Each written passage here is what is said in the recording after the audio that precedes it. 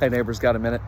Maybe you had a chance to catch my video last week. If you did, you may recall that I was in a stretch of 3 memorial services, celebrations of life over the course of 5 or 6 days. And in the midst of that, where my mind and my heart was just thinking about, when people get to the end of their lives, what will be said of them? When I get to the end of mine, what will be said of me?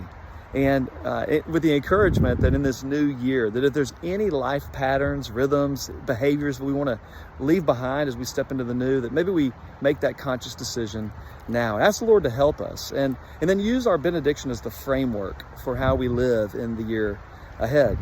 Now, as it turned out, on Monday, the final memorial service I would do this week, I found myself sitting behind one of the daughters of the man we were celebrating, and it was beautiful to hear her read a scripture and then talk about how her dad had lived it out, or read a scripture and then hear how he had taught it to them in word and in deed.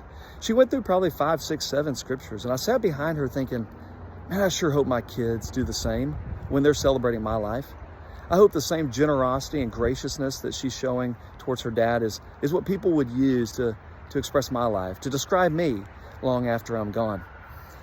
In the midst of this stewardship series, this past week we talked about generosity, and we're going to talk a lot more about that. I just want to remind you, stewardship is so much more than what you give. Stewardship truly is how you live. It's not just your money and your stuff, it's also your time and your talent. God has created us for really just one purpose: to make Him known, to be visual representations of God walking around in the world, bringing forth the things that are of God. And so as we approach this coming Sunday, we're going to talk about making a plan so that we can be more generous with our lives. I hope you'll be there. See you at 9:30 or 11. Love y'all. Bye-bye.